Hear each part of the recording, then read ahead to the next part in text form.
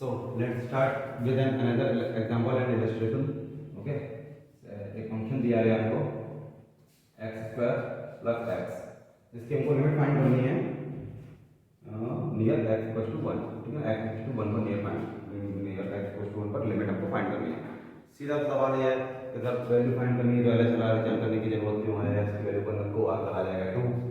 ठीक है, तो फिर लिमिट के अप्रोच लगाने की क्या जरूरत है, तो आपको ये बात मैं पहले भी बता चुका हूँ क्यों लगाने की जरूरत पड़ रही है. और ये एग्जांपल में क्यों बताने जा रहा हूँ, इसमें से मैं कुछ एक कंक्लूजन निकालने वाला हूँ. वो कंक्लूजन लिमिट की आगे जाके थ्योरम्स बनने वाली है और वो ही आगे अलजेब्रा ऑफ लिमिट्स में आपको कंटिन्यू कराएगी. ठीक है ना. तो चलिए, आसान सा एग्जांपल है, आसान सा इलस्ट्रेशन है, इसको कभी देख लेते हैं. कुछ वैल्यू रखेंगे x एफ एक्स है ना, लेफ्ट में कुछ वैल्यू रख लेंगे, राइट में कुछ वैल्यू रख लेंगे. तो वो कुछ वैल्यू है जो 1 से एलएचएल निकाल रहे हैं. सबसे पहले तो एलएचएल निकालेंगे तो लिमिट लेफ्ट हैंड लिमिट यानी x टेंड्स टू 1, 1 से थोड़ी छोटी वैल्यू, 1 से थोड़ी छोटी वैल्यू रखने का मतलब है कि हमें 1 और माइनस से शो करते हैं. ये बात समझ में आ गई.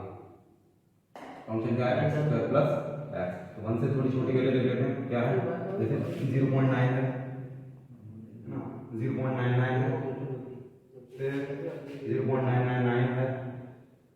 ये 1 से थोड़ी छोटी वैल्यू है, थोड़ी सी छोटी, 1 के बहुत नियर है, बहुत पास पास है. ऐसा नहीं है कि एकदम से 0.5 रखते हैं आप, 1 के नियर रखनी है, उससे थोड़ा सा छोटा है ना. 0.9 रखने पर आप वैल्यू 0.9 रखेंगे, उसका स्क्वायर करेंगे प्लस 0.9 करेंगे, वैल्यू आराम से आपको मिल जाएगी 1.71. ठीक है, 0.99 तो 1.9701, 0.999 वैल्यू आपको मिल रही है 1.997001, 1.997001. ठीक है ना. क्या दिख रहा है कि लेफ्ट साइड की लिमिट रखने पर, लेफ्ट साइड की वैल्यू रखने पर है ना, लेफ्ट साइड से 1 को टारगेट करने पर फंक्शन एक खास वैल्यू की तरफ बढ़ रहा है. और वैल्यू क्या है, 1 से बड़ी होती जा रही है, बड़ी होती जा रही है, तो यहाँ से बड़ी होती जाएगी. कितनी वैल्यू बन जाएगी वो. राइट साइड की वैल्यू रख लेते हैं 1.2, 1 के थोड़ा और करीब आएंगे 1.1, उससे थोड़ा और करीब आएंगे 1 के 1.01. आंसर देख लेते हैं कितना आ रहा है. हो गया अपना 1.2 का स्क्वायर 1.44 प्लस 1.2 आंसर दे देगा 2.64. ये आंसर दे देगा 2.31 है ना. 2.64 से 2.31, 2.31 से फिर छोटा होगा 2.0301. क्या देख रहे हैं हम कि फंक्शन की वैल्यू 2.5 से भी बड़ी थी, फिर 2.5 से छोटी हो गई, फिर क्या हो रहा है, थोड़ी और छोटी हो गई और 2 के करीब पहुंच रही है. यानी फंक्शन एक पार्टिकुलर वैल्यू की तरफ टारगेट हो रहा है, फंक्शन एक पार्टिकुलर वैल्यू की तरफ अप्रोच हो रहा है, लेफ्ट हैंड साइड से भी और राइट हैंड साइड से भी. तो लेफ्ट हैंड लिमिट क्या बोली जाएगी, सर 2 बोली जाएगी ना. राइट हैंड लिमिट क्या बोली जाएगी ना, 1 से बड़ी वैल्यू रखने पर क्या आ रही है value, x square plus x equal to, limit exist कर रही है तो फंक्शन की वैल्यू जो होगी एक्स टेंड्स टू 1 करने पर कितनी आ जाएगी, हम कंबाइन करके लिखते हैं ना, कितनी आ जाएगी,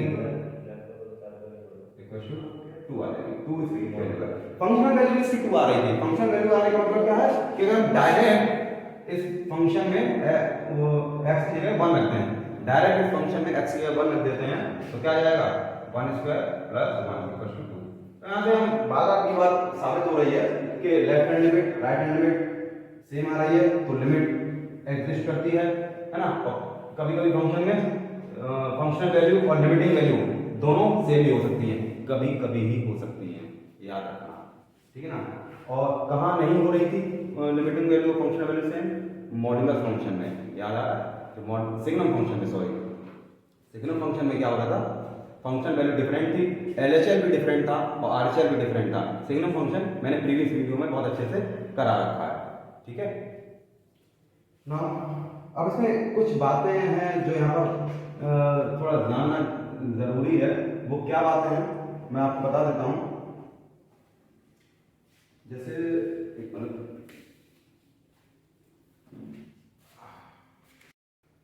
तो इसके कुछ कंक्लूजन हैं वो मैं आपको उस पर मैं आपसे डिस्कस करना चाहता हूँ। वो कंक्लूजन क्या है ज़रा गौर से सुनिएगा। ये एग्जाम्पल इसीलिए कराया ही गया है कि इसमें कुछ कंक्लूजन जो निकले ना वो आगे आगे थ्योरम बनेंगे तो आपको प्रॉपरली समझ में आया। मैं कहने वाला हूँ कि अगर इस फंक्शन को मैं सेपरेट लिखूँ और सेपरेट रख के लिमिट निकालूँ, जैसे मैं लिमिट निकालूँ, limit x tends to 1 of x, limit कितनी आ जाएगी आप बोलोगे सर 1 आ जाएगी, ठीक। Limit x tends to 1 of function, function क्या है, फंक्शन है हमारा x प्लस 1। तो सर इसकी लिमिट कितनी आ जाएगी, तो आप बोलोगे कि लिमिट आ जाएगी 2, है ना। आप लेफ्ट हैंड लिमिट और राइट हैंड लिमिट का कंसेप्ट लगाएंगे, लिमिटिंग वैल्यू आ जाएगी 2। अच्छा, दूसरा तीसरा चीज अगर मैं बोलूँ कि limit x tends to 1 of function, एक तीसरा फंक्शन x स्क्वायर, इसकी लिमिट क्या होगी 1 रखने पर तो सर 1 आएगी। ये बात समझ में आ गई, ये पॉइंट समझ में आ गया क्या कि एक फंक्शन ले लूँ मैं, फंक्शन है हमारा x पर x को 1 पर अप्रोच करूँ, 1 पर x की लिमिटिंग वैल्यू निकालूँ। तो कैसे निकालूँ, वही लेफ्ट हैंड लिमिट और राइट हैंड लिमिट का कंसेप्ट है, वहाँ वैल्यू जुड़ेगा 1, ठीक है। एक और फंक्शन ले लेता हूँ x प्लस 1 और x प्लस 1 फंक्शन को 1 पर मैं टारगेट करूँ, 1 पर लिमिट निकालूँ, लिमिटिंग वैल्यू कितनी आ जाएगी 2, लिमिट आ जाएगी 2, ठीक। एक और फंक्शन ले लेता हूँ मैं x स्क्वायर और x स्क्वायर पर मैं x स्क्वायर को मैं 1 पर स्टडी करूँ, 1 के लिए और लिमिट निकालूँ, तो लिमिटिंग वैल्यू आ जाएगी, लिमिट आ जाएगी 1। ये तीन फंक्शन मैंने क्यों डिस्कस कर लिए, अचानक से क्यों डिस्कस कर लिए, सवाल तो सबसे बड़ा ये है ना कि अचानक से तीन फंक्शन क्यों डिस्कस कर लिए। अचानक से तीन फंक्शन इसलिए डिस्कस कर लिए हैं कि आप इस फंक्शन को अगर आप गौर से देखेंगे, इस फंक्शन को अगर आप गौर से देखेंगे तो फंक्शन क्या ऐसे देखा जा सकता है, ये फंक्शन देखा जा रहा है मेरे ख्याल से ऐसे gx प्लस hx, क्या है, क्या बोल दिया मैंने, फंक्शन जो है ऑलरेडी टू फंक्शन का सम है ना। ये फंक्शन ऑलरेडी दो फंक्शन का सम था या नहीं था, ठीक है। एक नजरिया और है इसी फंक्शन को देखने का, एक और तरीका है, एक और नजरिया है, वो क्या है जरा ध्यान से देखना। इसमें से x में कॉमन ले लो तो फंक्शन बन जाता है x प्लस 1। जरा ध्यान से देखो, x स्क्वायर प्लस x में से मैं x कॉमन ले लेता हूँ तो फंक्शन बन जाता है x इंटू x प्लस 1। यानी कि मैं कह सकता हूँ कि फंक्शन जो है वो हमारा एक फंक्शन और एक और फंक्शन का मल्टीप्लिकेशन है, यस और नो। ये फंक्शन कंबाइंड है, ये फंक्शन मिक्स फंक्शन है ना। ये फंक्शन ऐसे बोला, इस फंक्शन को दो तरीके से हम लोग देख सकते हैं कि फंक्शन दो फंक्शन का सम है, जिसमें एक फंक्शन है x स्क्वायर और एक फंक्शन है x, है ना। जिसने 9th क्लास में पॉलिनोमियल ढंग से पढ़ा होगा ना वो फंक्शन के बारे में जानते होंगे। और मैं क्या कर सकता हूँ कि ये फंक्शन दो फंक्शन का मल्टीप्लिकेशन भी बोल सकता हूँ, जिसमें एक फंक्शन है x और दूसरा फंक्शन है x प्लस 1। जब मैं यहाँ पर लिमिटिंग वैल्यू रखूँ, इस फंक्शन की मैंने लिमिटिंग वैल्यू कितनी निकाली थी, यानी का मतलब है मैंने लिमिट ऑफ, अगर मैं रखूँ किसकी x स्क्वायर की, है ना, और limit of x tends to 1 रखूँ मैं अपना x की, ठीक है ना। इसकी लिमिट अलग से रखूँ, इसकी लिमिट अलग से रखूँ, कितना आ रहा है जरा देखना, जरा कितना आ रहा है। x स्क्वायर की लिमिट कितनी थी 1 और x की लिमिट कितनी थी 1 प्लस 1, वैल्यू कितना आ रहा है।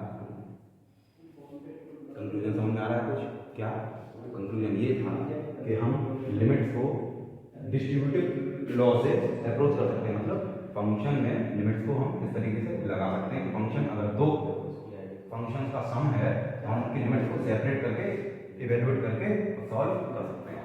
ये बात समझ में आ रही है। यहाँ पर इसको देखते हैं, इसमें क्या करेंगे जब देखूँ, यहाँ पर अगर मैं यहाँ पर भी तो लिमिट आई थी फंक्शन की, ये तो हमने फंक्शन की लिमिट कैलकुलेट ही करी थी, ये रही कितनी करेंगे 2 और 2 सेम आ रही है, नहीं आ रही है। अच्छा, limit of function at x equals to 1 इसकी fx की, तो मैं क्या करूँगा यहाँ पर limit of function at x equals to 1 of gx dot limit of function at x equals to 1 of zx। gx की लिमिट 1 पर निकाल लें और zx की लिमिट 1 पर निकालते हैं तो कितना आ जाएगा, तो सर कितना आ जाएगा x, gx कितना था हमारा x की लिमिट कितनी है 1 पर 1 है, और zx की लिमिट कितनी है zx, यानी zx हमारा क्या था x + 1 है ना, कितनी है लिमिट इसकी 2 बन जा, बात समझ आ रही है। और इसकी कितनी आ रही थी लिमिट, इसकी लिमिट हमने पहले भी देख रखी है, कितनी आ रही थी, कितनी आसानी से हमने ये चीजें कंक्लूड कर रखी हैं कि लिमिट का जो अलजेब्रा है ना, हम डिस्ट्रीब्यूटिव लॉ, मल्टीप्लिकेटिव लॉ है ना, क्लोजर प्रॉपर्टी, ये जो क्लास 8 में हम लोग पढ़ते हैं वो सारी प्रॉपर्टी हम लोग लगा सकते हैं। अगर आपको नाम बहुत कठिन लग रहा है कि सर ये डिस्ट्रीब्यूटिव लॉ क्या हो गया है, ये क्लोजर प्रॉपर्टी क्या हो गया है, तो आपको कुछ समझने की जरूरत नहीं है, आप बस इतना समझ लो कि लिमिट इस तरीके से सेपरेटली किसी भी फंक्शन में इवैल्यूएट की जा सकती है। लिमिट्स को आप डिस्ट्रीब्यूट कर दो, इस फंक्शन में अलग निकाल दो, इस फंक्शन में अलग निकाल दो, टोटल लिमिट सेम आ जाएगी, ये कंक्लूजन था। अगर मल्टीप्लिकेशन में हो फंक्शन, अगर आपके मल्टीप्लिकेशन में हो सेम फंक्शन, तो हम क्या देखेंगे, लिमिट्स को आप सेपरेटली मल्टीप्लाई कर दो, सेपरेटली आप मल्टीप्लाई कर दो और टोटल लिमिट निकाल दो, टोटल लिमिट वही आ जाएगी जो फंक्शन की पहले लिमिट निकल रही है।